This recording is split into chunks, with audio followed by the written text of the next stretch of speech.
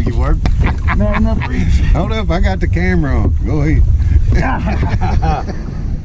Hey guys, thanks for tuning in again. We appreciate you stopping by. Today I want to talk to you guys a little bit about pre-spawn and some post-spawn techniques. And really it's a post-spawn technique or a summer type technique that most people don't think to use in the pre-spawn.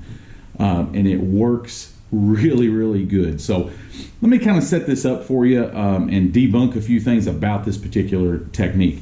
So in the pre-spawn, you have typically a group of fish that will kind of set up on structure that is leading into a spawning flat.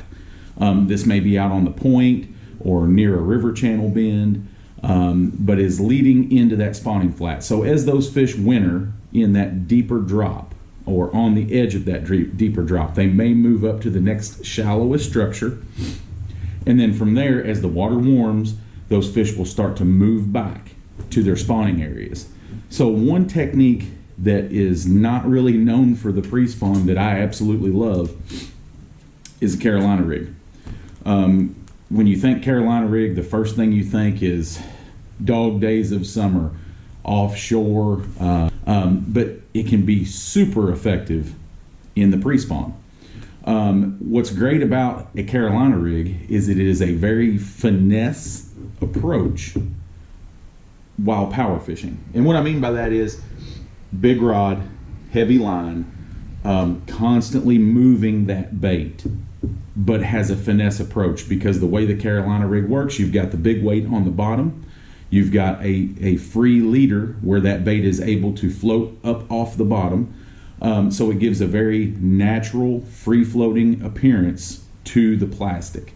I typically rig it with a 6-inch zoom, lizard, green pumpkin, or a natural color, or even an 8-inch. So there's a few keys to make that Carolina rig better for you, as far as your hookup ratio and the longevity of the rig itself. So with a Carolina rig, you have a big weight on the bottom. You tend to break off quite a few of them. So always have 4 or 5 pre-rigs so that I can re-rig them pretty quickly. The number one technique, or number one key, the absolute number one key for me on a Carolina rig is to keep the weight in contact with the bottom. So a Texas rig, you typically swing that rod up, you're bringing the bait up off the bottom, you're letting it fall. A Carolina rig, that bait free floats, your weight is on the bottom. What I like to do is, instead of using my rod more vertical, I like to pull that rod horizontally. And you'll see this in a video clip here in a second, to work that rod horizontally. Now what this does is it allows me to feel that bite. Because when you sweep the rod up and your weight comes up off the bottom and then falls, if the fish were to bite it on the fall, you would most likely not feel that bite. Whenever I've swept that rod, I'll reel that slack back down, pause for a second, and sweep it again. So you can change that with the day. So if the fish are pretty aggressive, they're tracking a bait, you can move that rod farther. So you're moving that bait over a larger area quicker. Or you can move that rod tip shorter pulls and move that bait 2-3 foot at a time. It allows you to cover a ton of water, but the best thing about a Carolina rig is you're typically fishing high percentage specific areas to where you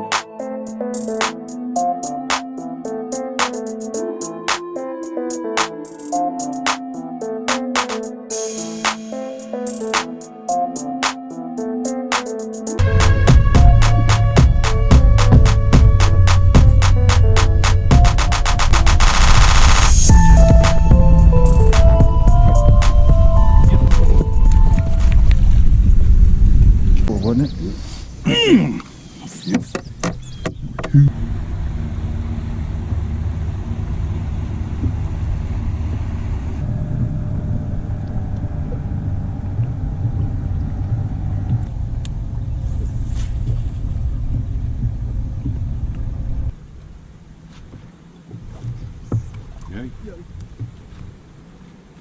Biggie. I feel pretty good.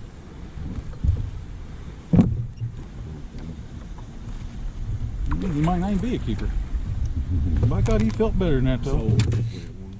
The one great thing about the pre-spawn with a Carolina rig is that you don't have to have water. You know, I'll start throwing this when the water hits the 50s. And you can fish it slower as the water's colder. You can speed it up as the water warms.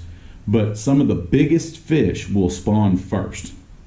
So this gives you an opportunity to throw something at them that no one or most guys are not doing or not seeing. You know, the first thing that comes to mind in pre-spawn is spinnerbait, jerkbait, chatterbait, crankbait, and it's all up on the bank. So this allows you to fish for a completely untapped group of fish that are not seeing all the pressure from the guys that are running up on the bank to catch those fish that have moved up. This is for those fish that have not made that move that far yet. They're still out there. They're waiting for that water temperature to hit the right range for them to start moving up and preparing for that spawn. So it's very effective for that. Quick few key things about how I set it up. Number one, I only throw it on fluorocarbon. I typically throw it on 17-pound Seagar. The second thing that I like to do, you know, with the line setup is we're going to pair that to a monofilament leader. The monofilament leader allows that bait to float higher off the bottom. All you need. So I typically go 2 foot or less with my leader. So 2 foot 18 inches is kind of what I shoot for. When I rig this, I like a 1 ounce just lead egg sinker, and then we'll put a bead just below that. And now here's the thing that most people don't do. As this thing is bouncing through the bottom, it's constantly coming down and hitting your knot to your barrel swivel. So you're going to have your fluorocarbon line to a barrel swivel, your leader off that same swivel. What I do is I take a skirt collar for spinnerbaits, and I'll put that right above that line tie, then my bead, then my weight. That just softens the blow on that knot as it hits over and over and over, and that will save you from breaking off a lot of fish on the hook set.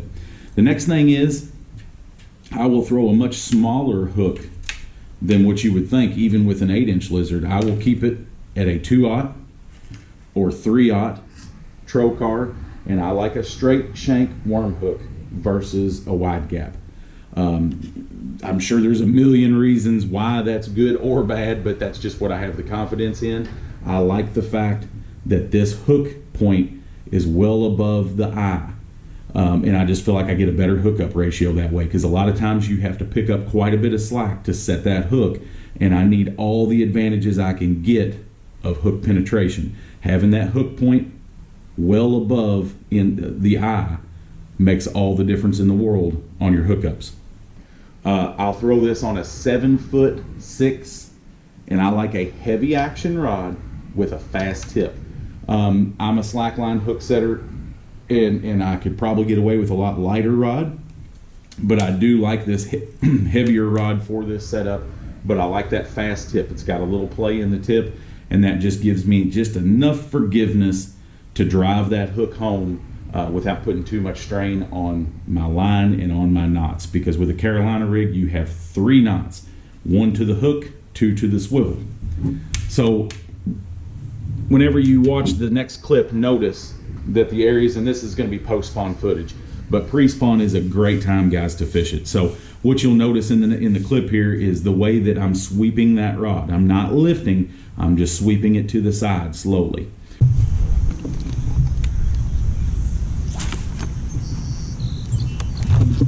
I can't tell what the deal is. The daggone watercolor's all jacked up. Are we gonna take them to Will's pond? Not these. Look at that. Oh, that's a. Can I hold it? Yeah. I'll do Dovey's it. gonna hold it up for the camera. The camera not Look at that watching. On. No. So now we'll show you a little setup of what you need to look for on the lake. Just key areas to kind of break down that lake and figure out where I should be throwing this or where I should look to throw this. Okay, so what you can see here is I've got a lake, local lake pulled up here on the Hummingbird, and what you have here is you've got a major spawning flat right here, okay, and then you have this creek channel that runs into this point. So those fish that would winter, I'll zoom in a little bit, that would winter, and it's also a creek channel bend. So those fish that would winter on the edge of that creek channel, and then as the water warms, they're going to pull up onto this point leading into this spawning flat. As the water warms up, they'll move back into this spawning flat to spawn. But this would be a great place to start as they come out to spawn, and they're moving their way back out to their summer areas. They're going to stop on this again. So this would be a great location to pick up that Carolina rig, make some fan casts across that point until you can find the cover or find the structure, and find that group of fish that have set up there. So I would start doing this around when the water temperature gets to that 50 to 55 range.